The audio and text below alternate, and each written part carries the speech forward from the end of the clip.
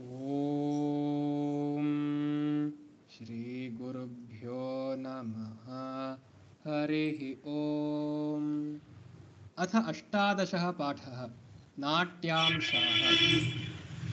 ಇದು 18ನೇ ಪಾಠ. ನಾಟ್ಯಾಂಶ, ನಾಟ್ಯದ ಅಂಶಗಳು. ನಾಟ್ಯಂ ಭಿನ್ನ ರುಚೇರ್ಜನಸ್ಯ ಬಹುಧಾಪ್ಯೇಕಂ ಸಮಾರಾಧನಂ. ನಾಟ್ಯವು ಭಿನ್ನ ರುಚೇರ್ಜನಸ್ಯ, ಭಿನ್ನ ರುಚೇಃ ಜನಸ್ಯ, ಭಿನ್ನ ರುಚಿ ಅಂದ್ರೆ ಯಾರ ರುಚಿಗಳು ಭಿನ್ನ ಭಿನ್ನವಾಗಿವೆಯೋ, ಅಂದ್ರೆ ಯಾರಿಗೆ ಒಂದೊಂದು ಕಂಡ್ರೆ ಒಂದೊಂದು ಇಷ್ಟವೋ, ಅಂದ್ರೆ ಈ ಸಮಸ್ತ ಈ ಜನತೆಗುನು, ಈ ಸಮಸ್ತ ಮನುಷ್ಯ ಕುಲಕ್ಕುನು ಬಹುಧಾ ಅಪಿ ಏಕಂ ಸಮಾರಾಧನಂ, ಎಲ್ಲರಿಗೂ ಎಲ್ಲ ರೀತಿಯಲ್ಲೂ ಒಂದೇ ರೀತಿ ಸಮಾಧಾನ ಮಾಡುವಂತಹ ಅಥವಾ ಒಂದೇ ಉಪಾಯವಾಗಿ ಎಲ್ಲರನ್ನೂ ಸಂತೋಷಿಸಪಡುವಂತಹ ಒಂದು ಅಂಶ ಏನು ಅಂದ್ರೆ ಅದು ನಾಟ್ಯ. ಒಂದು ವಸ್ತು ಏನಂದ್ರೆ ಅದು ನಾಟ್ಯ. ಅಂದ್ರೆ ಭಿನ್ನ ರುಚೇಃ ಜನಸ್ಯ, ಬೇರೆ ಬೇರೆ ರೀತಿಯ ಜನರ ಅಥವಾ ಬೇರೆ ಬೇರೆ ರುಚಿಯುಳ್ಳಂತಹ ಜನರಿಗೆ ಎಷ್ಟೋ ರೀತಿ ಅವರವರಿಗೆ ತಕ್ಕಂತೆ ಅವರವರಿಗೆ ಸಂತೋಷವನ್ನು ಪಡಿಸುವ ಏಕಮಾತ್ರ ಮಾಧ್ಯಮ ಅದು ನಾಟ್ಯ ಅಂತ ಇಲ್ಲಿ ಹೇಳ್ತಾರೆ. ನಾಟ್ಯಂ ಭಿನ್ನ ರುಚೇರ್ಜನಸ್ಯ ಬಹುಧಾಪ್ಯೇಕಂ ಸಮಾರಾಧನಂ. ಇತಿ ಮಹಾಕವಿಃ ಕಾಳಿದಾಸಃ ಮಾಲವಿಕಾಗ್ನಿಮಿತ್ರನಾಟಕೆ ನಾಟ್ಯಸ್ಯ ಗರಿಮಾಣಂ ಅವರ್ಣಯತ್. ಎಂದು ಮಹಾಕವಿ ಆದ ಕಾಳಿದಾಸನು ಮಾಲವಿಕಾಗ್ನಿಮಿತ್ರಂ ಅನ್ನುವ ಆ ಒಂದು ನಾಟಕದಲ್ಲಿ ನಾಟ್ಯಸ್ಯ ಗರಿಮಾಣಂ, ನಾಟ್ಯಶಾಸ್ತ್ರದ ಗರಿಮೆಯನ್ನು, ಗರಿಮೆ ಅಂದ್ರೆ ಹಿರಿಮೆಯನ್ನು ಅವರ್ಣಯತ್, ವರ್ಣಿಸಿದನು. ನಾಟ್ಯಾಂಶಾನಾಂ ಸರ್ವೇಷಾಂ ಪ್ರತಿಪಾದಕಂ ಪ್ರಸಿದ್ಧಂ ಶಾಸ್ತ್ರಂ ಭರತಮುನಿ ವಿರಚಿತಂ ನಾಟ್ಯಶಾಸ್ತ್ರಂ. ಪ್ರಸಿದ್ಧಂ ಶಾಸ್ತ್ರಂ ಭರತಮುನಿ ವಿರಚಿತಂ ನಾಟ್ಯಶಾಸ್ತ್ರಂ. ನಾಟ್ಯಾಂಶಗಳನ್ನು ಎಲ್ಲಾ ರೀತಿಯಂತಹ ಸರ್ವೇಷಾಂ ನಾಟ್ಯಾಂಶಾನಾಂ, ಎಲ್ಲ ರೀತಿಯ ನಾಟ್ಯಾಂಶಗಳ ಬಗ್ಗೆ ಪ್ರತಿಪಾದಕಂ, ಪ್ರತಿಪಾದಕ ಅಂದ್ರೆ ಯಾವುದು ಈ ನಾಟ್ಯಶಾಸ್ತ್ರದ ಅಂಶಗಳನ್ನು, ಪ್ರಮೇಯಗಳನ್ನು ಹಾಗೂ ಅದರ ರೀತಿಯ ಪ್ರಯೋಗಗಳನ್ನು ಪ್ರತಿಪಾದಿಸುವಂತಹ, ಅಂದರೆ ಮುಂದೆ ಇಡುವಂತಹ ಪ್ರಸ್ತಾಪ ಮಾಡುವಂತಹ ಗ್ರಂಥಗಳಲ್ಲಿ ಪ್ರಸಿದ್ಧವಾಗಿರುವಂತಹ ಶಾಸ್ತ್ರದ ಗ್ರಂಥವೇ ಭರತ ಮುನಿಯಿಂದ ಮಾಡಲ್ಪಟ್ಟಂತಹ ನಾಟ್ಯಶಾಸ್ತ್ರ. ಭರತ ಮುನಿಯಿಂದ ರಚಿಸಲ್ಪಟ್ಟಂತಹ ನಾಟ್ಯಶಾಸ್ತ್ರವೇ ಈ ಎಲ್ಲಾ ನಾಟ್ಯಾಂಶಗಳ ಒಂದು ಸಮಗ್ರದ ಪರಿಚಯವನ್ನು ನೀಡುತ್ತದೆ. ತಸ್ಮಾತ್ ಉದ್ಧೃತೆ ಪ್ರಸ್ತುತ ಭಾಗೆ ರಸಭಾವ ಅಭಿನಯ ಸ್ವರ ಆತೋದ್ಯ ನಾಯಕ ನಾಯಿಕಾ ಭೇದಾನಾಂ ಪರಿಚಯಃ ಸಂಕ್ಷೇಪೇಣ ಕ್ರಿಯಂತೆ. ರಸಭಾವ ಪ್ರಸ್ತುತ ಭಾಗ ಅಂದ್ರೆ ಈ ಪಾಠದಲ್ಲಿ ತಸ್ಮಾತ್ ಉದ್ಧೃತೆ, ಈ ನಾಟ್ಯಶಾಸ್ತ್ರ ಭರತ ಮುನಿಯಿಂದ ವಿರಚಿತವಾದ ನಾಟ್ಯಶಾಸ್ತ್ರ ಎಂಬುವ ಗ್ರಂಥದಿಂದ ತೆಗೆದುಕೊಂಡಂತಹ ಕೆಲವು ಭಾಗಗಳನ್ನು ರಸ, ಭಾವ, ಅಭಿನಯ, ಸ್ವರ, ಆತೋದ್ಯ, ನಾಯಕ, ನಾಯಿಕಾ ಈ 7 ಭೇದಗಳನ್ನು ದ್ಯೋತಿಸಲು ರಸ, ಭಾವ, ಅಭಿನಯ, ಸ್ವರ, ಆತೋದ್ಯ, ನಾಯಕ, ನಾಯಿಕಾ ಇಷ್ಟು 7 ಭೇದಗಳನ್ನು ಪರಿಚಯ ಮಾಡಿಕೊಳ್ಳಲು ಇಲ್ಲಿ ಕೊಡಲಾಗಿದೆ. ಸಂಕ್ಷೇಪೇಣ ಕ್ರಿಯತೆ, ಇಲ್ಲಿ ಸಂಕ್ಷೇಪವಾದ ಪರಿಚಯ, ಸಂಕ್ಷಿಪ್ತವಾದ ಚಿಕ್ಕದಾದ ಪರಿಚಯ ಇಲ್ಲಿ ಕೊಟ್ಟಿದೆ. ಪರಿಚಯ ಸಂಕ್ಷೇಪೇಣ ಕ್ರಿಯತೆ. ಅದ್ಭುತಂ, ಭಯಾನಕಃ, ಬೀಭತ್ಸಃ, ಹಾಸ್ಯಃ, ಶಾಂತಃ, ವೀರಃ, ಶೃಂಗಾರಃ, ಕರುಣಃ, ರೌದ್ರಃ. ಶೃಂಗಾರಹಾಸ್ಯಕರುಣಾಃ ರೌದ್ರವೀರಭಯಾನಕಾಃ ಬೀಭತ್ಸಾದ್ಭುತಶಾಂತಾಶ್ಚ ನವನಾಟ್ಯೇ ರಸಾಸ್ಮೃತಾಃ. ಶೃಂಗಾರ, ಹಾಸ್ಯ ಎರಡನೇದು, ಕರುಣ ಮೂರನೇದು, ರೌದ್ರ ವೀರ, ಭಯಾನಕ, ಬೀಭತ್ಸ, ಅದ್ಭುತ, ಶಾಂತ ಎಂಬುವ ಈ 9 ರಸಗಳು ನಾಟ್ಯೆ ರಸಾಹ ಸ್ಮೃತಃ ಇವರುಗಳನ್ನು ರಸ ಎಂದು ನೆನಪಿಸಲ್ಪಡಲಾಗಿದೆ. ನಿಮಗೆ ಸ್ಮರಣ ಶಕ್ತಿಗಾಗಿ ಈ ಶ್ಲೋಕವನ್ನು ರಚಿಸಿ 9 ರಸಗಳು ಯಾವ್ಯಾವು ಅಂತ ಕೇಳಿದ್ರೆ ಇದನ್ನ ಹೇಳ್ಬೇಕು. ಶೃಂಗಾರ, ಹಾಸ್ಯ, ಕರುಣಾ, ರೌದ್ರ, ವೀರ, ಭಯಾನಕಾಹ, ಬೀಭತ್ಸಾದ್ಭುತ, ಶಾಂತಾಶ್ಚ ನವನಾಟ್ಯೇ ರಸಾ ಸ್ಮೃತಾಹ. ನವರಸಾಹ 9. ಈಗ ನಾನು ನವರಸ ನಾಯಕ ಇವೆಲ್ಲ ಈ ತರ ಟೈಟಲ್ಸ್ ಎಲ್ಲ ಕೊಡ್ತೀವಿ ನೀಟಾಗಿ. ಅದರಲ್ಲಿ ನವ ಅಂದ್ರೆ ಏನು, 9. ರಸ ಅಂದ್ರೆ ಈ ನಮ್ಮ ಮನಸ್ಸಿನಲ್ಲಿ ಒಳಗೆ ಒಂದು ಭಾವನೆ ಉತ್ಪತ್ತಿ ಆದಾಗ ಆ ಭಾವನೆಯಿಂದ ಒಂದು ಸಾಕ್ಷಿ ರೂಪದಿಂದ ಕಂಡ್ರೆ ಆ ಭಾವನೆಯನ್ನ ಒಂದು ರೀತಿಯ ಸುಖ ಉಂಟಾಗುತ್ತೆ. ಈಗ ನೀವು ಯಾವುದೇ ಭಯಾನಕ ಅಂದ್ರೆ ಒಂದು ಹಾರರ್ ಫಿಲಮ್ ಹೋದ್ರೂ ಕೂಡ ನಿಮ್ಗೆ ಆ ಸದ್ಯ ಕ್ಷಣದಲ್ಲಿ ನಿಮ್ಗೆ ಭಯ ಆಗ್ಬೋದು. ಆದ್ರೆ ಆ ಹಾರರ್ ಫಿಲಮ್ ಮುಗ್ದಾದ್ಮೇಲೆ ನಿಮ್ಗೆ ಚೆನ್ನಾಗಿತ್ತಪ್ಪ ಅಂತ ಅನ್ಸುತ್ತೆ. ಯಾಕೆ? ನಿಮ್ಗೆ ಭಯ ಆದ್ರೂ ಕೂಡ, ರೌದ್ರವಾಗಿದ್ರು ಕೂಡ, ವೀರವಾಗಿದ್ರು ಕೂಡ ಯಾವುದೇ ರೀತಿಯ ಒಂದು ಚಿತ್ರ ನಿಮ್ಗೆ ಆ ಭಾವನೆಯನ್ನು ಉಂಟು ಮಾಡಿದರೆ ಅದ್ ನಿಮ್ಮೊಳಗೆ ಒಟ್ಟಿನಲ್ಲಿ ಆ ಭಾವನೆ ಕಳೆದ ಮೇಲೆ ನಿಮ್ಗೊಂಥರ ರಸ ಉಂಟಾಗತ್ತೆ. ಆ ರಸ ಆ ಭಾವನೆಗೆ ಸಂಬಂಧಪಟ್ಟದ್ದಾಗಿರುತ್ತೆ. ಅಂದ್ರೆ ರಸ ಅಂದ್ರೆ ಒಟ್ಟಿನಲ್ಲಿ ಆನಂದ ಅಂತ. ಆನಂದ ಅಂದ್ರೆ ಒಂದು ಈ ಹಾರ್ಮೋನ್ಸ್ ಅಂತ ಏನಂತೀವಿ, ಆ ಡೋಪಮಿನ್, ಸೆರೋಟೋನಿನ್, ಹೀಗೆ ಎಷ್ಟೊಂದು ನಮ್ಮ ಶರೀರದಲ್ಲೇನೆ ಈ ಕೆಲವೊಂದು ರಾಸಾಯನಿಕ ಪದಾರ್ಥಗಳಿರುತ್ತವೆ. ಅವಕ್ಕೂ ನಾವು ಹೋಲಿಸ್ಕೊಬಹುದು, ಅದಕ್ಕೂ ಒಂದು ಸಂಬಂಧ ಇದೆ ಅಂತ ಅನ್ಬೋದು. ಹೀಗೆ ನಾವ್ ಏನೇ ನಮ್ಮ ಮನಸ್ಸಿನಲ್ಲಿ, ನಮ್ಮ ಮಸ್ತಕದಲ್ಲಿ ಏನೇ ಭಾವನೆ ಹುಟ್ಟಿದ್ರು ಕೂಡ ಅದನ್ನ ಒಂದು ರೀತಿ ಒಂದು ಸೂಕ್ಷ್ಮ ತತ್ವವಾಗಿ ಅಥವಾ ಸಾಕ್ಷಿ ನೆಲೆಯಿಂದ ಗಮನಿಸಿದ್ರೆ ನಮ್ಗೆ ಅದು ಒಂದು ಆನಂದ ಉಂಟು ಮಾಡುತ್ತೆ. ಆ ಆನಂದ ಯಾವ ಕ್ಯಾಟಗರಿ ಅಂತ ಕೇಳೋಂಗಿದ್ರೆ ಆ ಕ್ಯಾಟಗರಿಗೆ ರಸ ಅಂತ ಅಂತೀವಿ. ಈ ರಸಗಳು 9 ತರ ಇದೆಯಂತೆ. ನಮ್ಮ ಸಮಸ್ತವಾದ ನಾಟ್ಯದಲ್ಲಿ ದ್ಯೋತ್ಯವಾದ ಅಂದ್ರೆ ನಾಟ್ಯದಲ್ಲಿ ತೋರಿಸಬಹುದಾದಂತಹ 9 ಭಾವನೆಗಳು ಯಾವ್ಯಾವು ಮತ್ತೆ ಅವರಿಗೆ ಸಂಬಂಧಪಟ್ಟಂತ ರಸಗಳು ಯಾವುವು ಅಂದ್ರೆ ಶೃಂಗಾರ. ಈಗ ನೀವು ಒಬ್ಬರನ್ನ ನೀವು ಪ್ರೀತಿಸುತ್ತಿರುವಾಗ ಒಂಥರ ಸಂತೋಷ ಬರುತ್ತೆ ನಿಮ್ಗೆ. ಹೆಂಗ್ ಗೊತ್ತಾಗುತ್ತೆ ನಿಮ್ಗೆ ಸಂತೋಷ ಆಗ್ತಿದೆ ಅಂತ? ನೀವ್ ಯಾವಾಗ್ಲೂ ಆ ಕೆಲಸನೇ ಮಾಡಕ್ ಇಷ್ಟಪಡ್ತೀರಾ, ನಿಮ್ಮ ಪ್ರೇಯಸ್ ಜೊತೆಗೆ ಹೋಗಕ್ ಇಷ್ಟಪಡ್ತೀರಾ, ಪ್ರೇಯನ್ ಜೊತೆನೆ ಹೋಗಕ್ ಇಷ್ಟಪಡ್ತೀರಾ, ಅಥವಾ ಅವಳು ಅಥವಾ ಅವನು ಏನಾದ್ರು ಮೆಸೇಜ್ ಮಾಡಿದ್ರೆ ಸಾಕು ಈ ವಾಟ್ಸ್ಆಪ್ ನಲ್ಲಿ ಖುಷಿ ಆಗತ್ತೆ ನಿಮ್ಗೆ. ಮತ್ತು ನೀವು ಹೊರಗೆ ಒಂದು ಹೋಟೆಲ್ಗೆ ಹೋಗ್ಬಿಟ್ಟು ನಾವು ಚಹಾ ಕುಡಿಬೇಕು ಅಂತ ಹೋಗ್ತೀರಾ. ಏನಕ್ಕೆ ಇದೆಲ್ಲ ಮಾಡ್ತೀರಾ? ನಿಮ್ಗೆ ಆ ಸುಖ ಉಂಟಾಗ್ತಿದೆ. ಆ ಸುಖ ಯಾವ್ದ್ರಿಂದ ಉಂಟಾಗ್ತಿದೆ? ಆ ಶೃಂಗಾರ ಎನ್ನುವ ರಸದಿಂದ ಅಥವಾ ಆ ಸುಖವು ಶೃಂಗಾರ ಎನ್ನುವ ಒಂದು ವಿಭಾಗಕ್ಕೆ, ಒಂದು ರಸಕ್ಕೆ ಸೇರದದ್ದು. ಶೃಂಗಾರ ಅಂದ್ರೆ ಈ ತರ ಪ್ರೇಮ ಪ್ರೀತಿ ಮಾಡುವುದಕ್ಕೆ ಶೃಂಗಾರ ಅಂತ ಅಂತಾರೆ.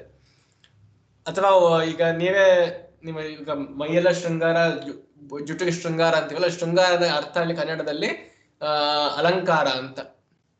ಅದನ್ನು ಈ ಶೃಂಗಾರ ರಸದಲ್ಲೇ ಸೇರಿ ಹೋಗುತ್ತೆ.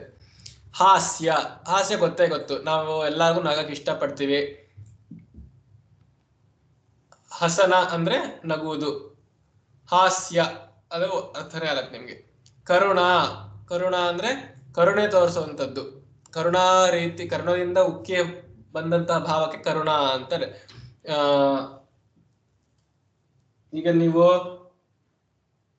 ಯಾರೋ ಒಬ್ಬ ಭಿಕ್ಷುಕನ್ನ ನೋಡ್ತೀರಾ, ಆಗ ಬರುವಂತ ಭಾವನೆ ನಿಮ್ಮ ಮನಸ್ಸಿನಲ್ಲಿ ಅಷ್ಟು ಆರ್ದ್ರತೆ ಉಂಟಾದ್ರೆ, ಅಷ್ಟು ಮನಸ್ಸು ಕರಗಿದರೆ ಆ ಉಂಟಾಗುವಂತ ಭಾವನೆಗೆ ಕರುಣ ಅಂತಾರೆ. ಎಂಪಥಿ ಅಥವಾ ಸಿಂಪತಿ ಅಂತಂದ್ರೆ ಕರುಣ. ರೌದ್ರ ಅಂದ್ರೆ ರುದ್ರನಿಗೆ ಸಂಬಂಧಪಟ್ಟದ್ದು ಅಂತ, ಅಂದ್ರೆ ಘೋರವಾಗಿರುವಂತದ್ದು, ಭೀಕರನಕ್ಕಿಂತ ಘೋರವಾಗಿರುವಂತ ರೂಪಕ್ಕೆ ರೌದ್ರ ಅಂತ ಅಂತಾರೆ. ಆ ಸಿಟ್ಟು, ಕೋಪ, ಕ್ರೋಧ. ಈಗ ಶಿವನ್ ಕಂಡು ನಮ್ಗೆ ಏನನ್ಸುತ್ತೆ? ನಮ್ಗೆ 3ನೇ ಕಣ್ಣು ಜ್ಞಾಪಕ ಬರುತ್ತೆ ಸಾಂಕೇತಿಕವಾಗಿ, ಅದು ರೌದ್ರ ಅಂತ ಅನ್ಬೋದು, ಅಂದ್ರೆ ಕೋಪ. ವೀರ ಅಂತಂದ್ರೆ ಹೀರೋಯಿಸಂ. ಅಂದ್ರೆ ಈಗ ನಾವು ಸಾಮಾನ್ಯವಾಗಿ ಈ ಅಡ್ವೆಂಚರಸ್ ಟೇಲ್ಸ್ ಗಳಂತ ಅಂತೀವಲ್ವಾ, ಒಬ್ಬ ನಾಯಕ ಹೊರಡ್ತಾನೆ ಏನೋ ಒಂದು ವಸ್ತುವನ್ನ ಆಲಿಸಿ ಅಥವಾ ಯಾರನ್ನೋ ಒಬ್ಬಳನ್ನ ಆಲಿಸಿ ಹೋಗ್ತಾನೆ. ಅವನಿಗೆ ಅವನ ದಾರಿಯ ಮಾರ್ಗದಲ್ಲಿ ಎಷ್ಟೋ ವಿಘ್ನಗಳು ಬರುತ್ತವೆ, ಆ ವಿಘ್ನಗಳನ್ನ ದಾಟ್ತಾನೆ. ಅಥವಾ ಅವನು ಜನರನ್ನ ಒಂದು ನೇತೃತ್ವದಲ್ಲಿ ಒಂದು ಜನರನ್ನ ಸಮೂಹ ಮಾಡಿಸ್ತಾನೆ, ಅಥವಾ ಅವ್ರನ್ನೆಲ್ಲ ಒಗ್ಗೂಡಿಸ್ತಾನೆ. ಅದಕ್ಕೆಲ್ಲ ವೀರ ಅಂತ ಅಂತಾರೆ. ಅಥವಾ ಅವನು ಸ್ವಪ್ರಾಣವನ್ನೇ ತ್ಯಾಗ ಮಾಡ್ತಾನೆ ಸೈನಿಕಂತನ, ಇದಕ್ಕೆಲ್ಲ ವೀರಭಾವ ಅಂತ ಅಂತಾರೆ. ಅಥವಾ ಯುದ್ಧದಲ್ಲಿ ಒಂದು ಹೋರಾಡುವುದು, ಅದಕ್ಕೂ ವೀರ್ಯ ಭಾವ ಅಥವಾ ವೀರ ಅಂತ ಅಂತಾರೆ. ನೀವು ಅಂತ ಕಥೆಗಳನ್ನ ನೋಡೋಕೆ ನಿಮ್ಗೆ ಇಷ್ಟ ಆಗತ್ತಾನೆ. ಭಯಾನಕ, ಈಗ ಉರಿ ಅಂತ ಈ ಒಂದು ಚಿತ್ರ ಬಂದಿತ್ತು ಭಾರತದಲ್ಲಿ, ಆತರ. ಭಯಾನಕ ಅಂತಂದ್ರೆ ಭಯ ಪಡಿಸುವಂಥದ್ದು ಅಂತ, ಭೀಕರವಾಗಿರುವಂಥದ್ದು, ಅತಿ ಘೋರವಾಗಿರುವಂಥದ್ದು, ರಕ್ತ ರುಧಿರ ಮಾಂಸಗಳನ್ನ ಹಾಗೆ ತೋರಿಸುವಂಥದ್ದು, ವಾಕರ್ಕೆ ಬರುವಷ್ಟು ಭಯ ಪಡಿಸುವಂಥದ್ದು, ಅಥವಾ ಸಾವು ನೋವುಗಳನ್ನ ದ್ಯೋತನೆ ಮಾಡುವಂತ ಅಂಶಗಳಿಗೆ ಭಯಾನಕ. ಅಥವಾ ಮೃತ್ಯು, ಜರ, ಇಂಥ ವಿಷಯಗಳಿಗೆ ಸಂಬಂಧಪಟ್ಟದ್ದು. ಅಥವಾ ಆಕಸ್ಮಿಕವಾಗಿ ಯಾರೋ ಒಬ್ಬ ನಮ್ಮ ಮುಂದೆ ಪ್ರತ್ಯಕ್ಷ ಆಗೋದು, ಪ್ರೇತ ಪಿಶಾಚಿ, ಇಂಥ ವಿಷಯಗಳಿಗೆ ಸಂಬಂಧಪಟ್ಟಿದ್ದು ಕೂಡ ಭಯಾನಕ ಆಗ್ಬಹುದು. ಬೀಭತ್ಸ ಅಂದ್ರೆ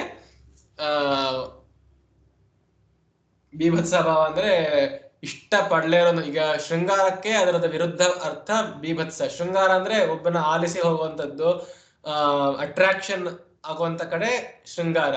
ರಿಪಲ್ಷನ್, ಅವರ್ಷನ್ ಆಗುವಂತ ಕಡೆ ಅಂದ್ರೆ ಜುಗುಪ್ಸೆ ಬರುವಂತೆ, ಅದು ಯಾಕಾದ್ರೂ ಇದೆಯೋ, ಅದು ಯಾಕಾದ್ರೂ ಇನ್ನು ಬದುಕಿದೆಯೋ ಅನ್ನುವಷ್ಟು ಅಸಹ್ಯ ಆಗುವಂಥದ್ದು, ಅಸಹ್ಯದ ಭಾವ ಬರೋದು ಬೀಭತ್ಸ ಅಂತ ಅಂತಾರೆ. ಮತ್ತೆ ಅದ್ಭುತ ಅಂದ್ರೆ ಗೊತ್ತೇ ಆಶ್ಚರ್ಯ, ವಿಸ್ಮಯ, ಇವೆಲ್ಲ ಸಮಾನಾರ್ಥಕಗಳು. ಆಶ್ಚರ್ಯ ಪಡಿಸುವಂತ ಒಂದು, ಈಗ ನೀವು ಆಸ್ಟ್ರಾನಮಿನಲ್ಲಿ ಹೋಗ್ತೀರಾ, ಯಾವುದೋ ಒಂದು ಪ್ಲಾನೆಟೇರಿಯಂ ಹೋಗಿ ನೋಡ್ತೀರಾ, ನಕ್ಷತ್ರಗಳೆಲ್ಲ ಹೇಗೆ ಗೋಚರಿಸ್ತಿವೆ, ತಮ್ಮ ಅಕ್ಷಿಯಲ್ಲಿ ಹೇಗೆ ಚಲಿಸ್ತಿವೆ, ಹೇಗೆ ತಿರುಗುತ್ತವೆ. ಅಥವಾ ಒಂದು ಆಕರ್ಷಕವಾಗಿರುವಂತಹ, ನಾವು ನಗಾಧಿರಾಜದಲ್ಲಿ ನೋಡಿದ್ವಿ, ಉನ್ನತವಾಗಿರುವಂತ ಬೆಟ್ಟ, ಸಮುದ್ರ, ಅಗಾಧವಾಗಿರುವಂತಹ ಸಮುದ್ರ. ಹೀಗೆ ನಮ್ಮ ಶಕ್ತಿಗೂ ಮೀರಿರುವಂತಹ ಅಥವಾ ನಮ್ಮ ಶಕ್ತಿಗಿಂತಲೂ ಮೀರಿರುವಂತಹ ಒಂದು ಪದಾರ್ಥವನ್ನು ಕಂಡಾಗ ಅಸೂಯೆ ಬದಲು ಆಗುವಂತ ಭಾವನೆಗೆ ಅದ್ಭುತ ಅಂತ ಅಂತಾರೆ. ಶಾಂತ, ಇದು ಗೊತ್ತಿದೆ. ಈ ಋಷಿ ಮುನಿ ತಪಸ್ವಿಗಳು ಅಥವಾ ನಾವೇನೆ ಕೂಡ ನಮ್ಮ ಊಟ ಎಲ್ಲ ತಿಂಡಿ ಎಲ್ಲ ಆದ್ಮೇಲೆ ಅಂತ ಆರಾಮಾಗಿ ಶಾಂತವಾಗಿರುವಂತ ಭಾವಗೆ ಶಾಂತ. ಹೀಗೆ 9 ರಸಗಳು, ಈ 9 ಭಾವಗಳಿಂದ ಉತ್ಪತ್ತಿ ಆಗುವಂತಹ ನಮ್ಮ ಮನೋರಸಗಳಿಗೆ ರಸ ಅಂತ ಕರಿತೀವಿ. ಆಸಶ್ಚ ಶೋಕಶ್ಚ ಕ್ರೋಧೋತ್ಸಾಹೋ ಭಯಂ ತಥಾ ಜುಗುಪ್ಸಾ ವಿಸ್ಮಯ ಶಮಾಃ ಸ್ಥಾಯಿ ಭಾವಾಃ ಪ್ರಕೀರ್ತಿತಾಃ. ಇಲ್ಲಿ ಈಗ ಮೊದಲನೇ ಶ್ಲೋಕದಲ್ಲಿ ರಸಗಳನ್ನ ಹೇಳೋದಾಗಿದ್ರೆ, ಈ ರಸಗಳಿಗೂ ಮತ್ತೆ ಭಾವಗಳಿಗೂ ಅತಿ ಮೇಲಿತವಾದಂತ ಸಂಬಂಧ, ಅತಿ ಸ್ನಿಗ್ಧವಾದ ಸಂಬಂಧ ಇದೆ. ಏನು ಅಂತಂದ್ರೆ, ಈಗ ನಿಮ್ಗೆ ಭಾವ ಬಂದ್ರೆ ರಸ ಬರೋದು, ಆಯ್ತಲ್ವಾ? ಆ ಭಾವ ಮತ್ತೆ ರಸಗಳು. ರಸ ಇಲ್ಲದೆ ಭಾವ ಇಲ್ಲ, ಭಾವ ಇಲ್ಲದೆ ರಸ ಇಲ್ಲ. ನಿಮ್ಗೆ ರಸ ಬಂತು ಅಂತಂದ್ರೆ ಅಲ್ಲಿ ಭಾವ ಇತ್ತು ಅಂತ. ನಿಮ್ಗೆ ಭಾವ ಬರಬೇಕು ಅನ್ನೋ ಕಾರಣ, ಈಗ ನಾಟ್ಯದಲ್ಲಿ ಭಾವ ಬರಬೇಕು ಅನ್ನೋ ಕಾರಣ ಏನು, ನಿಮ್ಗೆ ರಸ ಉತ್ಪಾದನೆ ಮಾಡ್ಬೇಕು ಅನ್ನುವ ಉದ್ದೇಶದಿಂದ. ಹೀಗೆ ಉದ್ದೇಶ ಮತ್ತು ವಿಧಾನಗಳು ಎರಡು ಸೇರಿ ರಸ ಮತ್ತೆ ಭಾವಗಳಾಗುತ್ತೆ. ರಸ ಅನ್ನೋದು ಉದ್ದೇಶವಾದ್ರೆ, ಅಂದ್ರೆ ಈ ಪ್ರೇಕ್ಷಕರ ಮನಸ್ಸಿನಲ್ಲಿ ಉಂಟಾಗುವುದು ರಸ ಅಂತ ಅಂತಾರೆ, ಆಯ್ತಾ? ಈಗ ನೀವು ರತಿ ಅಂತಂದ್ರೆ ಲವ್ ಅಂತ, ಪ್ರೀತಿ ಅಂತ, ಅಥವಾ ಮೈಥುನ, ಬಾಹ್ಯವಾಗಿ ಶಾರೀರಿಕವಾಗಿ ಮೈಥುನ ಆಗತ್ತೆ ಅಂದ್ರೆ ಸಂಭೋಗ, ಅದಕ್ಕೆ ರತಿ ಅಂತ ಅಂತಾರೆ. ಮಾನಸಿಕವಾಗಿಯೂ ಕೂಡ ಈಗ ಪ್ರೇಮ ಪ್ರೀತಿಗಳು ಉಂಟಾದಾಗ ರತಿ ಅಂತ ಅದಕ್ಕೂ ಅಂತಾರೆ. ಅದನ್ನ ನೀವು ತೋರಿಸ್ತೀರ ಅಲ್ವಾ? ಅದನ್ನ ನೀವು ತೋರಿಸಿದಾಗ ಏನಾಗತ್ತೆ, ಶೃಂಗಾರ ಅನ್ನುವ ರಸ ಉಂಟಾಗತ್ತೆ. ಎಲ್ಲಿ? ಅದು ಪ್ರೇಕ್ಷಕನಲ್ಲೂ ಆಗಬಹುದು, ಅಥವಾ ನಾಟ್ಯ ಮಾಡುತ್ತಿರುವಂತಹ ಆ ವ್ಯಕ್ತಿಯಲ್ಲೂ, ನಾಟಕಾರನಿಗೂ ಆಗಬಹುದು. ಒಟ್ಟಲ್ಲಿ ಇದು ಮನಸ್ಸಿನಲ್ಲಿ ಉಂಟಾಗುವಂತಹ ಒಂದು ಪದಾರ್ಥ ರಸ ಅಂತ. ರತಿಹಿ ಅನ್ನೋದು ಒಂದು ಶಾರೀರಿಕವಾದ ಒಂದು ಕ್ರಿಯೆ. ರತಿ. ನೀವು ಒಬ್ಬನಿಗೆ ಲವ್ ಲೆಟರ್ ಬರೆಯೋದು, ಪ್ರೀತಿ ಪತ್ರ ಬರೆಯೋದು, ಅಥವಾ ಒಬ್ಬಳಿಗೋಸ್ಕರ ಸಾಯೋದು, ಅಥವಾ ಒಬ್ಬನಿಗೋಸ್ಕರ ತನ್ನ ಏನೋ ಅತಿರೇಕದಲ್ಲಿ ಈಗ ನಾವು ನೋಡ್ತೀವಲ್ವಾ, ಕೈನ ಚುಚ್ಕೊಂಡು ಅಲ್ಲಿ ಬ್ಲಡ್ ಎಲ್ಲ ಬರೀತಾನೆ, ಅದೇನೇನೋ ಬರೀತಾನೆ, ಅದು ಅತಿರೇಕವಾದ ರತಿ. ಅಲ್ಪವಾದ ಶಾಂತವಾದ ರತಿ ಅಂತಂದ್ರೆ ಈ ಕಪೋತ ಮೂಲಕ ಅಂದ್ರೆ ಪಾರಿವಾಳದ ಮೂಲಕ ಕಳಿಸೋದು. ಹೀಗೆ ಅದ್ಭುತವಾದ ಒಂದು ಸ್ತ್ರೈಣವಾದ ರತಿಯನ್ನು ದ್ಯೋತಿಸಬಹುದು. ಅದನ್ನ ದ್ಯೋತಿಸಿದಾಗ ಶೃಂಗಾರ ಎನ್ನುವ ರಸ ಉತ್ಪತ್ತಿ ಆಗತ್ತೆ. ಆದ್ರಿಂದ ಇವುಗಳು ಭಾವವಾಗಿವೆ, ಇವುಗಳನ್ನ ಸ್ಥಾಯಿ ಭಾವ ಅಂತ ಕರೀತಾರೆ.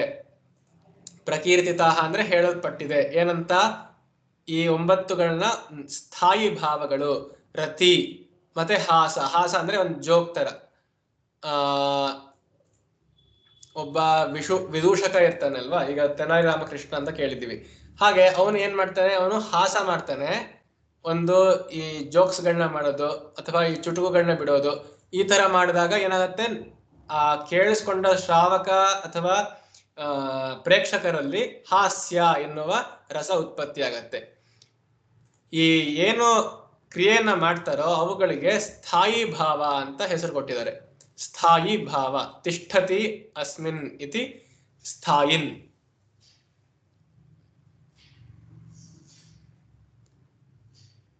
ಶೋಕ ಅಂತಂದ್ರೆ ಅಳೋದು, ರೋದನ ಅಥವಾ ದುಃಖ ಪಡುವುದಕ್ಕೆ ಏನಾಗತ್ತೆ, ಕರುಣೆ ಉಂಟಾಗತ್ತೆ.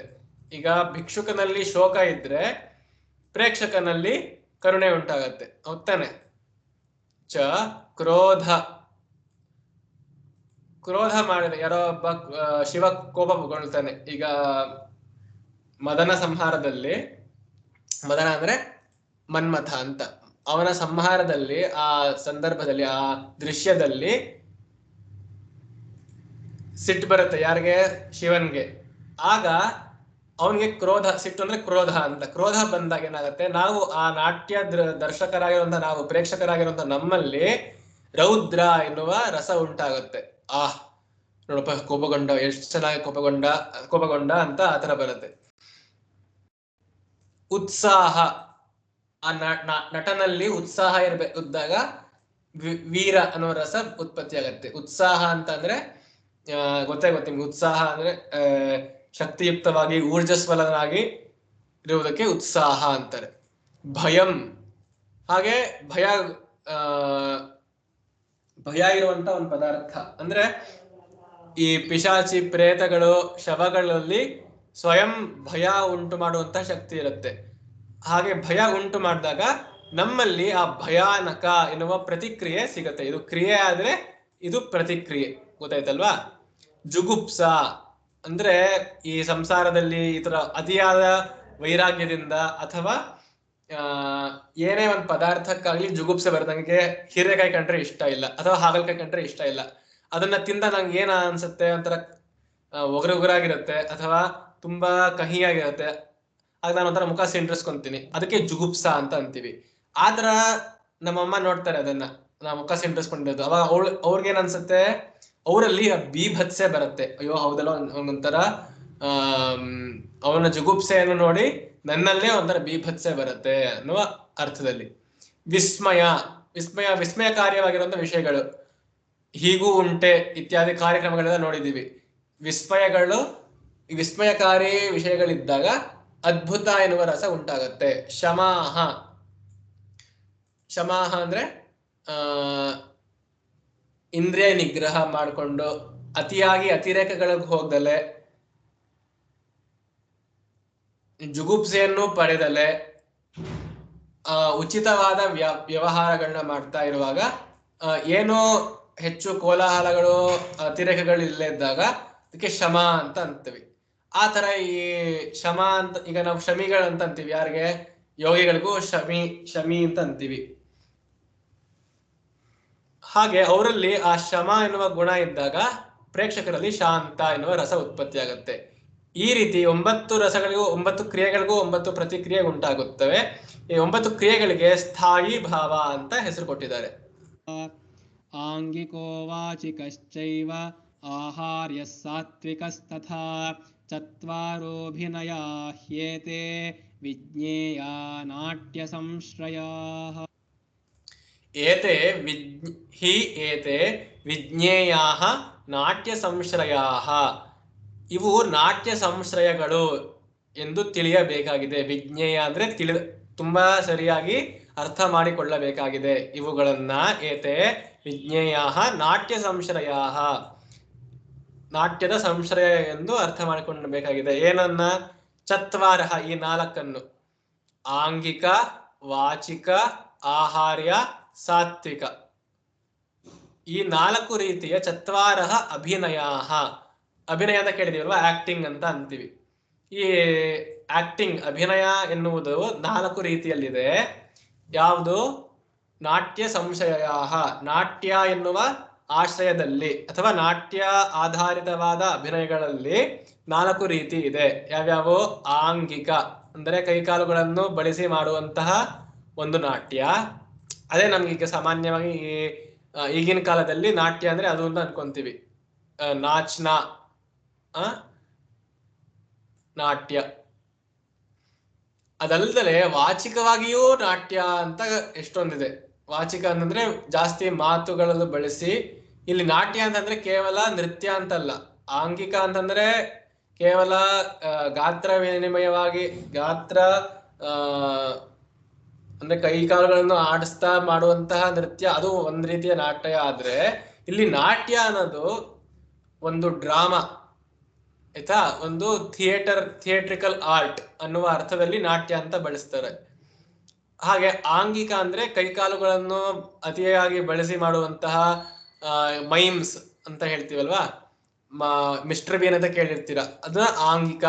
ಈಗ ಸ್ಲಾಪ್ ಸ್ಟಿಕ್ ಕಾಮಿಡಿ ಆ ತರ ಆ ಜಾನ್ರಗಳು ಬಂದಾಗ ಆಂಗಿಕ ಅಂತಾರೆ. ವಾಚಿಕ ಅಂದ್ರೆ ಜಾಸ್ತಿ ಡೈಲಾಗ್ಸ್ ಗಳಿರುತ್ತವೆ, ಅದು ವಾಚಿಕ. ಮಾತಿನ ಮೂಲಕ ಒಂದು ಅಭಿನಯ ಮಾಡುವಂತಹ ಒಂದು ನಾಟ್ಯ. ಆಹಾರ್ಯ, ಆಹಾರ್ಯ ಅಂದ್ರೆ ಪ್ರಾಪರ್ಟೀಸ್, ಪ್ರಾಪ್ಸ್, ಜಾಸ್ತಿ ಪ್ರಾಪ್ಸ್ ಗಳನ್ನ ಬಳಸ್ಕೊಂಡು ಮಾಡುವಂತಹದ್ದು ಸಾತ್ವಿಕ. ನೋಡಿ ಇಲ್ಲಿ, ಆಹಾರ್ಯ ಆಭರಣಂ, ವರ್ಣವಿನ್ಯಾಸ, ವಸ್ತ್ರಾದಯ, ಅದು ಆಹಾರ್ಯ. ಆಭೂಷಣಗಳನ್ನ ಬಳಸ್ಕೊಂಡು ಮಾಡುವಂತ. ಈಗ ಯುದ್ಧಕ್ಕೆ ಹೊರಟಿದ್ರೆ ನಿಮ್ಗೆ ಏನ್ ಬೇಕಾಗತ್ತೆ? ಈ ಶೂಲ, ವೇಟ್ರಿ ಇವೆಲ್ಲ ಬೇಕಾಗತ್ತೆ.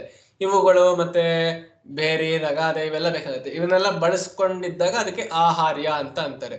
ಸಾತ್ವಿಕ, ಸಾತ್ವಿಕ ಅಂತಂದ್ರೆ ಸತ್ವಗುಣ ವಿಶಿಷ್ಟ ಮನಸಾ ಸಂಪನ್ನ, ಧೈರ್ಯ ವಿಲಾಸ ಗಾಂಭೀರ್ಯಾದಿ ರೂಪ ಇತಿ ನಾಟ್ಯ ಚತುರ್ವಿಧ ಇತಿ ಅವಗಂತವ್ಯಂ. ಸತ್ವಗುಣ ವಿಶಿಷ್ಟ ಮನಸಾ ಸಂಪನ್ನ ಅರ್ಥ ಧೈರ್ಯ, ವಿಲಾಸ, ಗಾಂಭೀರ್ಯ. ಧೈರ್ಯ, ಈಗ ನೀವು ಇದು ಕೇವಲ ಮಾನಸಿಕವಾಗಿ ಅಂದ್ರೆ ಏನೋ ಮುಖದಲ್ಲಿ ಕೆಲವೊಂದು ಮಾತ್ರ ಅಭಿನಯಗಳನ್ನ ಕೊಡ್ತಾ, ಕೆಲವೊಂದು ಮುಖ ವಿನ್ಯಾಸಗಳನ್ನ ಮಾಡ್ತಾ, ಕೆಲವೊಂದು ಮುದ್ರೆಗಳನ್ನ ಹಾಕ್ತಾ ಸತ್ವಗುಣ ವಿಶಿಷ್ಟ ಮನಸಾ ಸಂಪನ್ನ, ಹೀಗೆ ಸಾತ್ವಿಕವಾಗಿ ಅಂದ್ರೆ ಧೈರ್ಯ, ವಿಲಾಸ ಮತ್ತೆ ಗಾಂಭೀರ್ಯ ಈ ರಸಗಳು ಪ್ರಾಧಾನ್ಯವಾಗಿರುವಂತವಾಗ ಅದಕ್ಕೆ ಸಾತ್ವಿಕ ಅಭಿನಯ ಅಂತ ಅಂತಾರೆ. ಅಂದ್ರೆ ಈ ಧೈರ್ಯ ಗುಣ, ಧೈರ್ಯ ಗುಣ ಇದ್ದಾಗ ಅದಕ್ಕೂ ಸಾತ್ವಿಕ ಅಂತ ಅಂತಾರೆ. ವಿಲಾಸ ಅಂದ್ರೆ ಶಾಂತವಾಗಿ, ಶೃಂಗಾರವಾಗಿ ಆ ಭಾವಗಳು ಹೆಚ್ಚಾಗಿದ್ದಾಗ ಅದಕ್ಕೆ ಸಾತ್ವಿಕ. ಗಾಂಭೀರ್ಯ, ಗಾಂಭೀರ್ಯ ಅಂದ್ರೆ ಈ ಋಷಿಯ ಗಾಂಭೀರ್ಯ ಅಂತ ಅಂತೀವಿ, ಅಂದ್ರೆ ಅಥವಾ ಒಂದು ಸಿಂಹದ ಗಾಂಭೀರ್ಯ ಅಂತ. ಗಂಭೀರವಾದ ಅಂದ್ರೆ ಗಂಭೀರವಾಗಿ ನಡೆದುಕೊಳ್ಳುವಂತಹ ಒಂದು ಆಚರಣೆಗೆ ಗಾಂಭೀರ್ಯ ಅಂತ ಅಂತಾರೆ, ಅದು ಸಾತ್ವಿಕ. ಹೀಗೆ ಆಚರಣೆಗಳು ಜಾಸ್ತಿ ಇದ್ದಾಗ ಅದು ಆಂಗಿಕನೂ ಆಗಿರ್ಬೋದು, ವಾಚಿಕನೂ ಆಗಿರ್ಬೋದು, ಆಹಾರ್ಯನೂ ಆಗಿರ್ಬೋದು. ಒಟ್ಟಿನಲ್ಲಿ ಈ ಗುಣಗಳು ಇದ್ದಾಗ ಮತ್ತೆ ಮನೋಗೋಚರವಾಗಿರುವಂತಹ, ಜಾಸ್ತಿ ದೃಶ್ಯವಾಗದಲ್ಲೇ ಮನೋಗೋಚರವಾಗಿರುವಂತಹ ವಿಭೇದಕ್ಕೆ ಸಾತ್ವಿಕ ಅಂತ ಕರೀತಾರೆ. ಶಾರೀರಾವೈಣವಾಶ್ಚೈವ ಸಪ್ತಷಡ್ಜಾದಯಸ್ವರಾಃ ನಿಷಾದರ್ಷಭಗಾಂಧಾರ ಮಧ್ಯ ಪಂಚಮಧೈವತಾಃ. ಶಾರೀರಾಹ ವೈಣವಾಶ್ಚ ಏವ ಸಪ್ತ ಷಡ್ಜಾದಯ ಸ್ವರಾಹ ನಿಷಾದ ಋಷಭ ಗಾಂಧಾರ ಮಧ್ಯಮ ಪಂಚಮ ಧೈವತ. ಶಾರೀರಾಹ ವೈಣವಾಹ. ವೇಣು ಅಂತಂದ್ರೆ ಏನು? ವೇಣು. ಶಾರೀರ ಅಂದ್ರೆ ಏನು? ದೇಹ, ಶರೀರಕ್ಕೆ ಸಂಬಂಧಪಟ್ಟಿರುವಂತಹ. ವೈಣವ, ವೈಣವ ಅಂತಂದ್ರೆ ವೀಣೆಗೆ ಸಂಬಂಧಪಟ್ಟಿರುವಂತಹ ಅಥವಾ ವೇಣುಗೆ ಸಂಬಂಧಪಟ್ಟಿರುವಂತಹ. ಬ್ಯಾಂಬೂ ಸ್ಟಿಕ್, ಫ್ಲೂಟ್ ಅಂತ ಏನಂತೀವಿ ಅದು ವೇಣು ಅಂತ ಅಂತೀವಿ. ಕೊಳಗೋಲು, ಕೊಳಲು.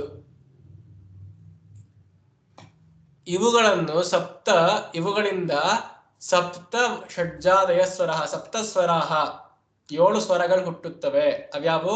ಅವು ಷಡ್ಜ ಆದಯ. ಷಡ್ಜ ಅಂದ್ರೆ ಆ ಸ್ವರದ ಹೆಸರು ಷಡ್ಜ ಅಂತ. ಸ ಅನ್ನುವ ಸ್ವರದ ಹೆಸರು ಷಡ್ಜ. ನೀ ಅನ್ನುವ ಸ್ವರದ ಹೆಸರು ನಿಷಾದ. ಋ ಅನ್ನುವ ಶಬ್ದದ ಹೆಸರು ಋಷಭ. ಗ ಎನ್ನುವ ಸ್ವರದ ಹೆಸರು ಗಾಂಧಾರ. ಮ ಅನ್ನುವ ಸ್ವರದ ಹೆಸರು ಮಧ್ಯ ಅಥವಾ ಮಧ್ಯಮ. ಪ ಎನ್ನುವ ಸ್ವರದ ಹೆಸರು ಪಂಚಮ. ಧ ಎನ್ನುವ ಸ್ವರದ ಹೆಸರು ಧೈವತ. ಸ ನೀ ರಿ ಇದೆ ಇಲ್ಲಿ. ಸ ನೀ ರಿ ಸರಿ. ಇಲ್ಲಿ ಗ ಗಾಂಧಾರಕ್ಕೆ ಗ, ಮ ಮಧ್ಯಮ, ಪ ಪಂಚಮ, ದ ಧೈವತ, ನೀ ನಿಷಾದ, ಸ ಮತ್ತೆ ಷಡ್ಜ. ಸ ನೀ ರ ಗ ಮ ಪ ದ. ಹೀಗೆ ಸಪ್ತ ಸ್ವರಗಳು. ಇವು ವೇಣುನಾದದಿಂದ, ಕೊಳಲಿನಿಂದ ಅಥವಾ ವೀಣೆಯಿಂದ ಹುಟ್ಟುವಂತಹ ಶಾರೀರ ಸಪ್ತಸ್ವರಗಳು. ನಮ್ಮ ಮನುಷ್ಯ ಶರೀರದಿಂದ ಅಂದ್ರೆ ನಮ್ಮ ಮನಸ್ಸಿನ ಗಂಟಲಿನಿಂದ ಹುಟ್ಟುವಂತಹ ಈ 7 ಸ್ವರಗಳನ್ನ ಬಳಸ್ತೀವಿ ಸಂಗೀತದಲ್ಲಿ ಅಂತ. ತತಂಚೈವಾವನದ್ಧಂಚ ಘನಂ ಸುಷಿರಮೇವ ಚ ಚತುರ್ವಿಧಂಚ ವಿಜ್ಞೇಯಂ ಆತೋದ್ಯಂ ಲಕ್ಷಣಾನ್ವಿತಂ. ತತಂ ಚೈವ ಅವನದ್ಧಂ ಚ. ತತಂ ಚ ಏವ ಅವನದ್ಧಂ ಚ ಘನಂ ಸುಷಿರಂ ಏವ ಚ ಚತುರ್ವಿಧಂ ಚ ವಿಜ್ಞೇಯಂ ಆತೋದ್ಯಂ ಲಕ್ಷಣಾನ್ವಿತಂ. ಲಕ್ಷಣಾನ್ವಿತಂ, ಈ ಲಕ್ಷಣಗಳನ್ನು ಹೊಂದಿರುವಂತಹ ಆತೋದ್ಯ ಏನೋ ಇನ್ನೊಂದು ಅಂಶ ಈ ನಾಟ್ಯದಲ್ಲಿ, ಸಂಗೀತದಲ್ಲಿ ಆತೋದ್ಯ ಅಂತ. ಇದು ಕೂಡ 4 ವಿಧವಾಗಿದೆ ಎಂದು ತಿಳಿಯಬೇಕು. ವಿಜ್ಞೇಯಂ ಚತುರ್ವಿಧಂ, 4 ವಿಧಗಳಾಗಿವೆ ಎಂದು ತಿಳಿಯಬೇಕು. ಯಾವುದು 4 ವಿಧಗಳು ಅಂದ್ರೆ ತತ, ಅವನದ್ಧ, ಘನ, ಸುಷಿರ. ನೋಡಿ ಇಲ್ಲಿ ಒಂದ್ಸರಿ ತಾತ್ಪರ್ಯನ ನೋಡೋಣ.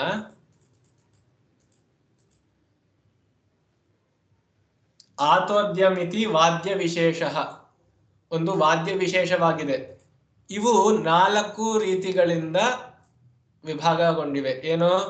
ತತ ಒಂದು, ಅವನದ್ಧ, ಘನ ಮತ್ತು ಸುಷಿರ ಅಂತ ಈ 4 ರೀತಿ ಆತೋದ್ಯ. ತುದನ ಅಂತಂದ್ರೆ ನೂಕುವುದು ಅಂತ ಅಥವಾ ಬಾರಿಸುವುದು ಅಂತ. ಅದೇ ಆ ರೀತಿಯ ಒಂದು ವಾದ್ಯ. ಈ ತಬಲಾ ಆದಿ, ತಬಲಾ, ವೀಣೆ, ಈ ವಾದ್ಯ ವಿಶೇಷಗಳನ್ನ ಹೇಗೆ ವಿಂಗಡಿಸ್ತಾರೆ ಅಂದ್ರೆ, ಒಂದು ತತ ಅಂದ್ರೆ ಎನ್ಲಾರ್ಜ್ ಆಗೋದು, ವಿಸ್ತಾರಗೊಂಡು ಮಾಡುವಂತ ಇನ್ಸ್ಟ್ರೂಮೆಂಟ್ಸ್ ಗಳಿಗೆ ತತ.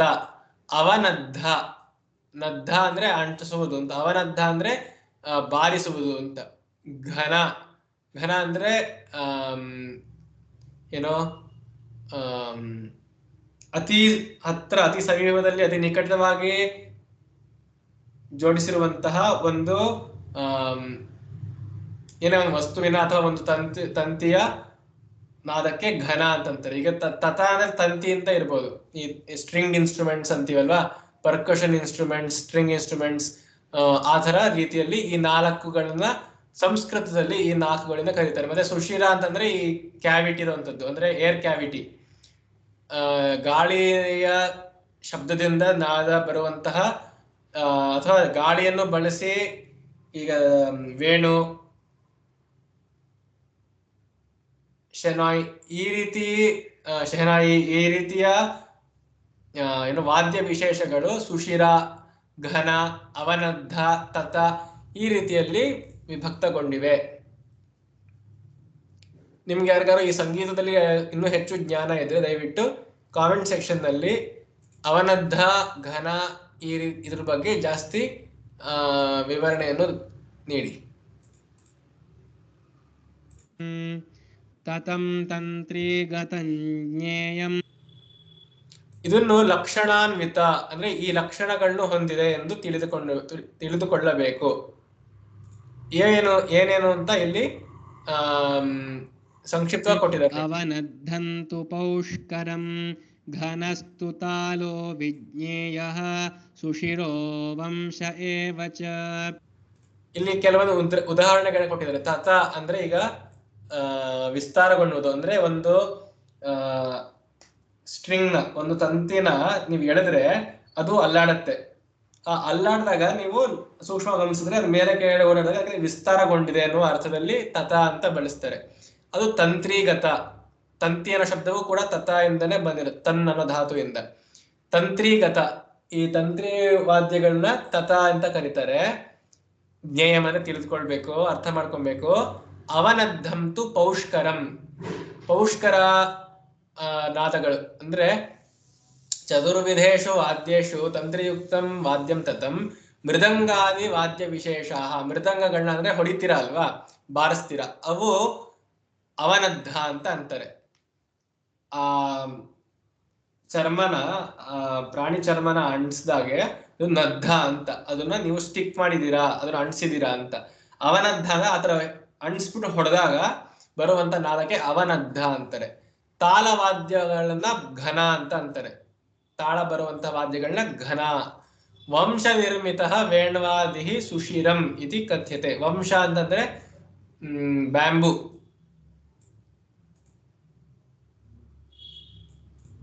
ಅದರಿಂದ ಮಾಡಲ್ಪಟ್ಟಂತಹ ಈ ವಾದ್ಯಗಳನ್ನ ಸುಶಿರ ಅಂದ್ರೆ ರಂಧ್ರ ಉಳ್ಳಂತಹ ವಸ್ತುಗಳು ಸುಶಿರ ಅಂತ ಅಂತಾರೆ. ಸುಶಿರ ಅಂದ್ರೆ ರಂಧ್ರ ಅಂತ. ವಂಶ ಅನ್ನೋ ಅದು ಅರ್ಥದಲ್ಲಿ. ಏವಚ ಧೀರೋದ್ಧತೋ ಧೀರಲಲಿತೋ ಧೀರೋದಾತ್ತಸ್ತಥೈವ ಚ ಧೀರ ಪ್ರಶಾಂತಶ್ಚೈವೇತಿ ನಾಯಕಾ ನಾಟಕಾಶ್ರಯಾಃ.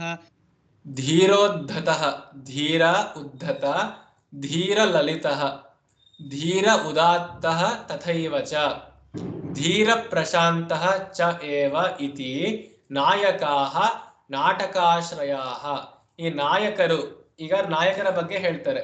ನಾಯಕರು 4 ರೀತಿಯ ಇರ್ತಾರೆ.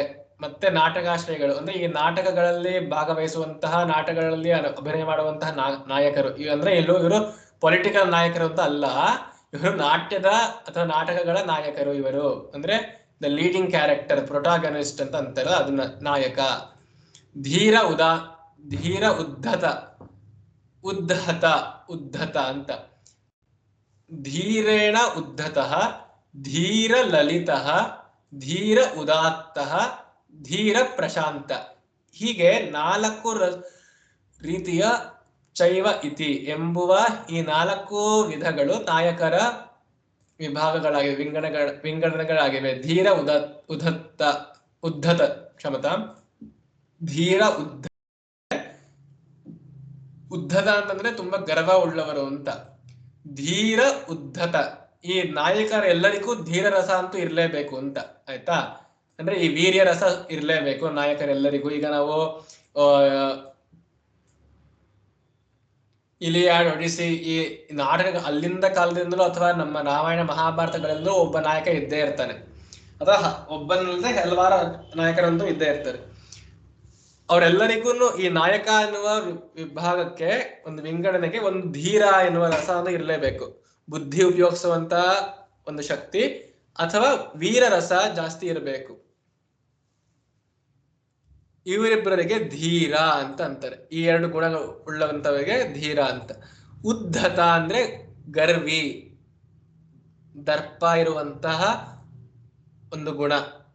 ಹೀಗೆ ಇಂತಹ ನಾಯಕರಿಗೆ ಧೀರೋದ್ಧತ ಅಂತ ಅಂತಾರೆ. ಅಂದ್ರೆ ಗರ್ವಿಗಳಾಗಿರುವಂತಹ ನಾಯಕರಿಗೆ ಧೀರೋದ್ಧತ. ಉದಾಹರಣೆಗೆ ಇಲ್ಲಿ ಕೊಟ್ಟಿದ್ದಾರೆ ನೋಡಿ, ರಾವಣ ಮತ್ತೆ ದುರ್ಯೋಧನ, ಇವರೆಲ್ಲ ಧೀರ ಉದ್ಧತ. ಈ ರಾಮಾಯಣ ಮಹಾಭಾರತದಿಂದ ತಗೊಂಡಿರೋ ಉದಾಹರಣೆಗಳು.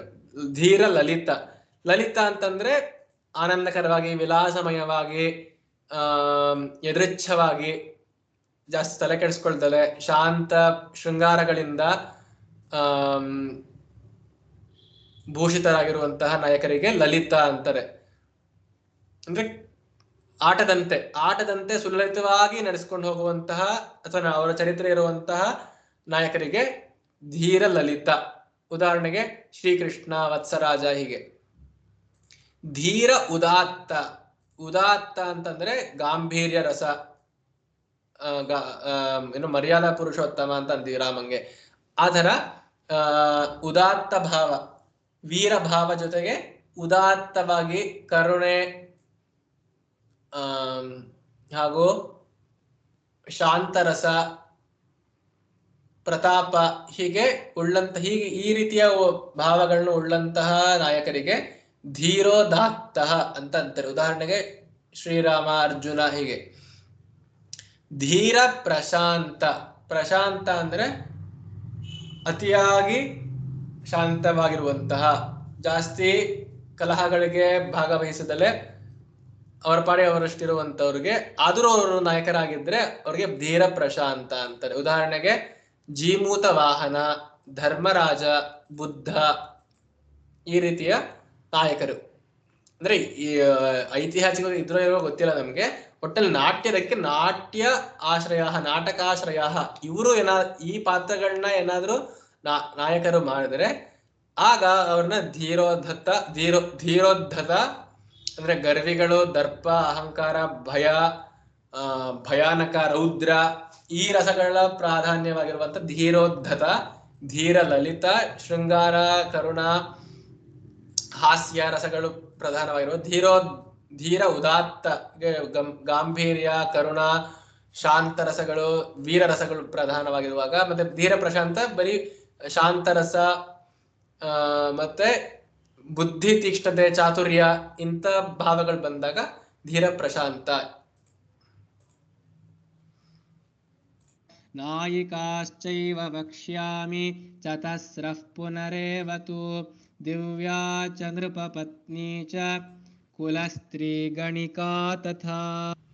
ಈಗ ನಾಯಿಕೆಯರು ಅಂದ್ರೆ ಆಕ್ಟ್ರೆಸಸ್, ಇವರು ಪುಲ್ಲಿಂಗದಲ್ಲಾದ್ರೆ, ನಾಯಕರು ಪುಲ್ಲಿಂಗದಲ್ಲಾದ್ರೆ, ಸ್ತ್ರೀಲಿಂಗದಲ್ಲಿ ಈಗ ಎಲ್ಲ ಪುಂಲಿಂಗ ನಾಯಕರಿಗೂ ಧೀರ ಅನ್ನುವ ಧೀರತ್ವ, ಧೈರ್ಯ ಅಥವಾ ಧೀರ ಭಾವ ಜಾಸ್ತಿ ಇರಲೇಬೇಕು. ಸ್ತ್ರೀದಲ್ಲಿ ಸ್ತ್ರೈಣ ಸೌಮ್ಯ ಅಂತ ಅಂತೀವಿ, ಅಂದ್ರೆ ಒಂದು ಸೌಮ್ಯತೆ ಇರುತ್ತೆ ಸ್ತ್ರೀಯರಿಗೆ. ಅದೇ ರೀತಿ ನಾಯಿಕೆಯರಿಗೂ ಕೂಡ ಆ ಸೌಮ್ಯತೆ ಇರಲೇಬೇಕು ಎಲ್ಲರಿಗೂ. ಅವರಲ್ಲಿ ಒಳಗಡೆ 4 ಮತ್ತೆ ವಿಭಾಗವಾಗಿದೆ. ವಕ್ಷ್ಯಾಮಿ ಅಂದ್ರೆ ಹೇಳ್ತೀನಿ, ಯಾರು ಹೇಳ್ತಿರೋದು? ಭರತ ಮುನಿ ಹೇಳ್ತಿರೋದು. ಚ ಏವ ವಕ್ಷ್ಯಾಮಿ.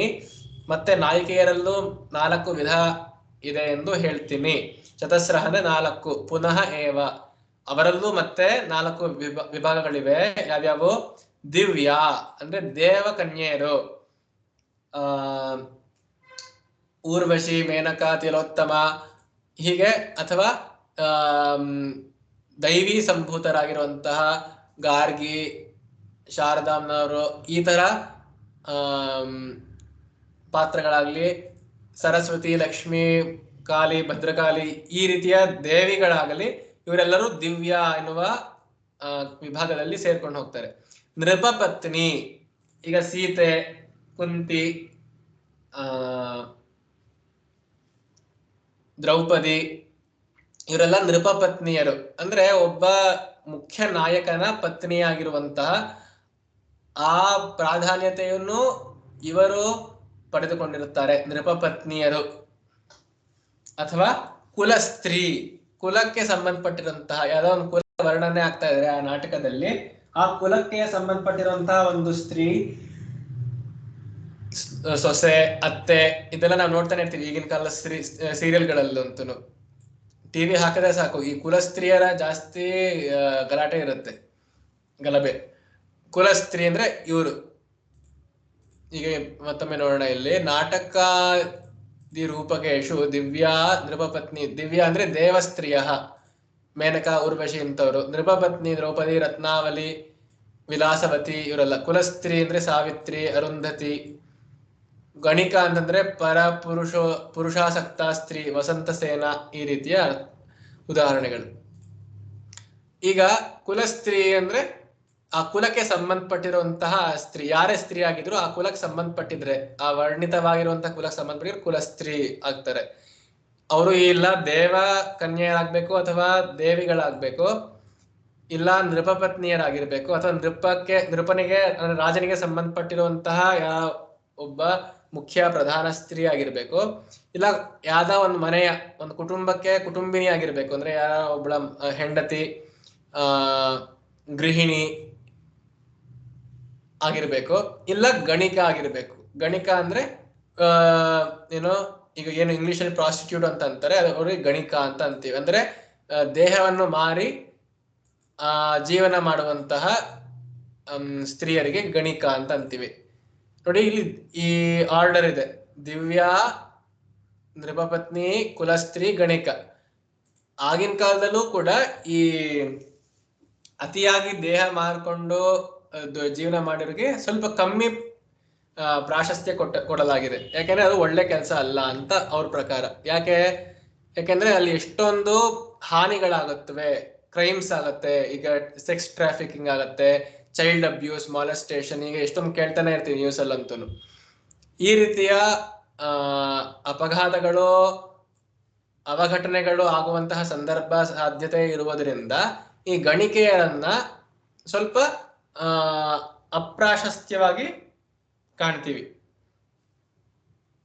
ಆ ಗಣಿಕ ಅನ್ನುವ ಒಂದು ವೃತ್ತಿಯನ್ನ, ಆ ಗಣಿಕೆಯರನ್ನ ನಾವು ನಿಮ್ಗೆ ಬಿಟ್ಟಿದ್ದು, ನೀವು ಹೇಗೆ ಕಾಡ್ತೀರೋ ಅದು ನಿಮ್ಗೆ ಬಿಟ್ಟಿದ್ದು. ಆದ್ರೆ ಆ ವೃತ್ತಿ ಸ್ವಲ್ಪ ಹಾನಿಕರವಾಗಿದೆ, ಅದು ಅತಿಯಾದ ಕಾಮ ವಿಲಾಸ ಎನ್ನುವ ಅರ್ಥದಲ್ಲಿ ಅದನ್ನ ಸ್ವಲ್ಪ 4ನೇ ವಿಭಾಗ ಅಂತ ಮಾಡಿದ್ದಾರೆ. ದಿವ್ಯ ಅನ್ನೋದು ಮೊದಲನೇ ವಿಭಾಗ ಇಟ್ಟರು. ಅಂದ್ರೆ ದೈವಿ ಸಂಪತ್ತುಳ್ಳಂತಹ ಸ್ತ್ರೀಯರು. ಅದು ಬರೀ ದೇವಕನ್ಯರೇ ಆಗ್ಬೇಕು ಅಂತಾನಲ್ಲ. ಆ ರೀತಿ ನೋಡಕ್ ಹೋದ್ರೆ ದೇವಕನ್ಯರು ಸ್ವಲ್ಪ ಗಣಿಕೆ ಹತ್ರನೇ ಇರ್ತಾರೆ. ಆ ರೀತಿ ಅಲ್ಲ. ಇಲ್ಲಿ ದಿವ್ಯ ಅಂದ್ರೆ ದೈವಿ ಅಂಶ ಸಂಭೂತರಾಗಿರುವಂತಹ ಅಥವಾ ದೈವಿ ಸಂಪದ್ ಗುಣಗಳನ್ನ, ಧರ್ಮ ಗುಣಗಳನ್ನ ಉಳ್ಳಂತವ್ರಿಗೆ ದಿವ್ಯ.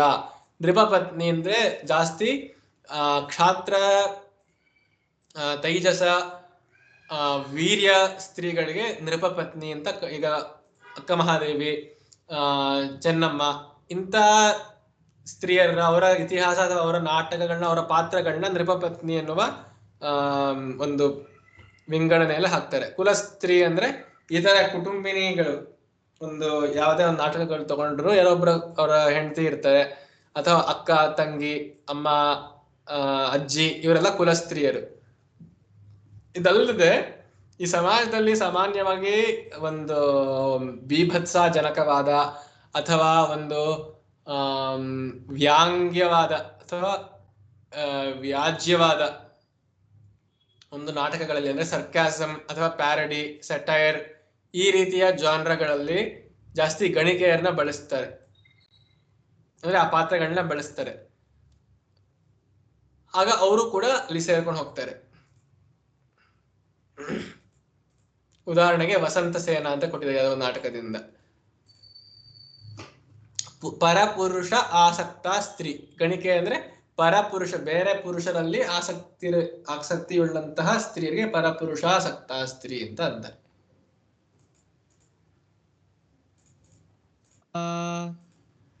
ಶೃಂಗಾರಹಾಸ್ಯ ಕರುಣಾಃ ರೌದ್ರವೀರಭಯಾನಕಾಃ ಬೀಭತ್ಸಾದ್ಭುತಶಾಂತಾಶ್ಚ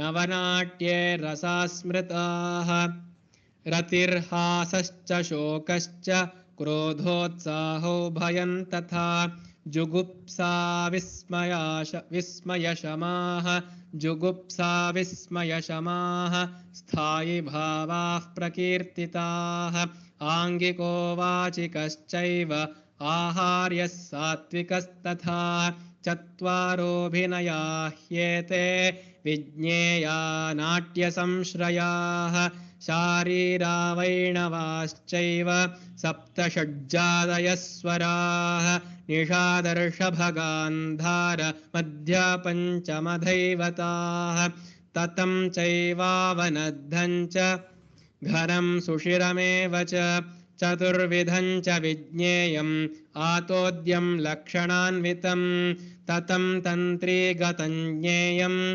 अवनद्धं तु पौष्करं घनस्तु तालो विज्ञेयः सुषिरो वंश एव च